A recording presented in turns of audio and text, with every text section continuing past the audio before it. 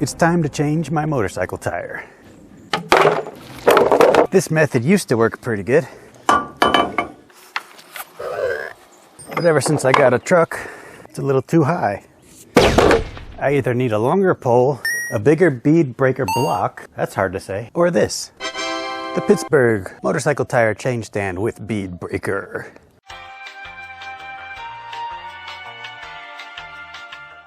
For just shy of $100, you yourself can have one of these. That's about 2 tire changes from a dealership. So let's see if it's worth it. Some assembly required, of course. So let's put it together first.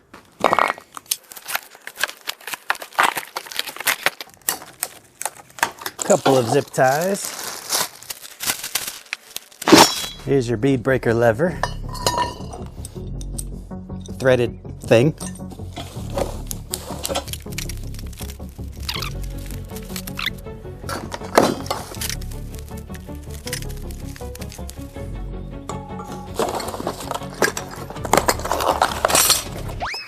Pretty decent instructions to show you how to put it together. There are 16 bolts that need a 10mm socket, and we have 4 brackets.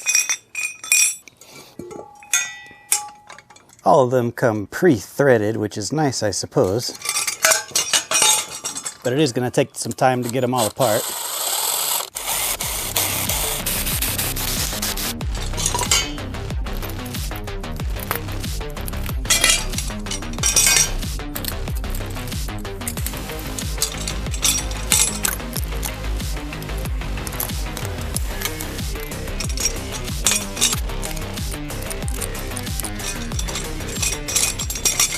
Take this top ring, make sure all these brackets are sitting over the bottom ring. Same deal.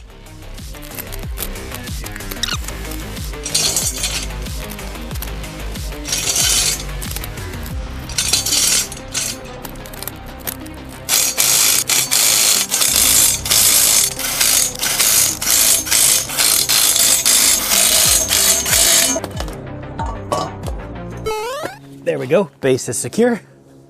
Now we attach the bottom bar. There are 3 8mm socket Allens.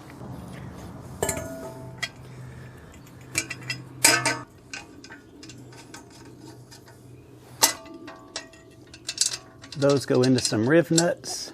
Riv nuts, also known as rivet nuts or threaded inserts, were invented in 1936 by the B.F. Goodrich Company. They were originally developed for the aerospace industry to fasten rubber de-icing boots to airplane wings. Over time, their use expanded into automotive, industrial, and general fabrication applications due to their ability to create strong, threaded connections in thin materials.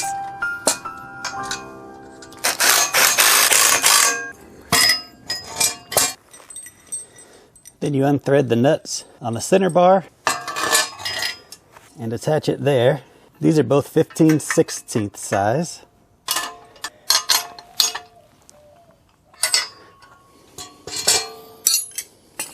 Next, you take the bolt out of the pivot. This uses a 13 socket bolt and lock nut, and you're going to put the bar in with these dimpled areas facing up.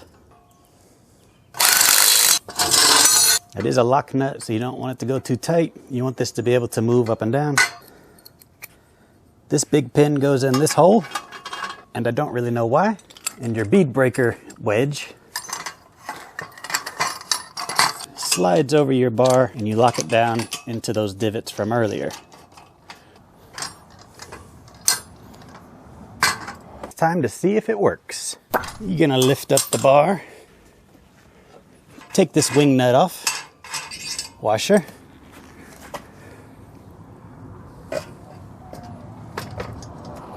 You're gonna place the wheel onto the stand, and the bolt is too short. Well, that's no good. Well, let's try it without. As you can see, the bolt does not stick through the wheel. This is for a 2006 R1. So if you're planning on using this with a pretty good sized wheel, the tire is a 190, so not the widest thing in the world. But if you're planning on using this with a sport bike rear tire, I don't know.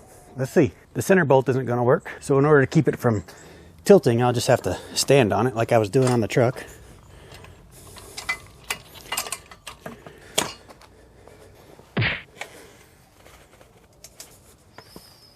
Oh yeah, worked pretty good.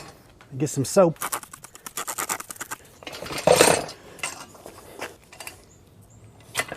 Line the bead breaker right on the outside of the wheel.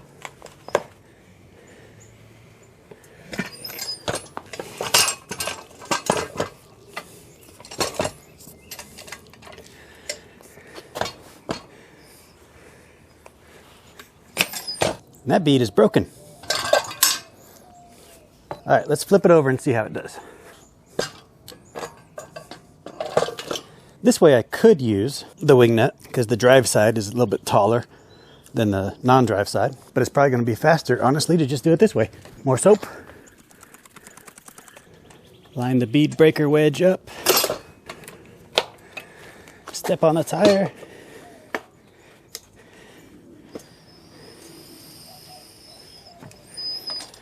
Oh yeah.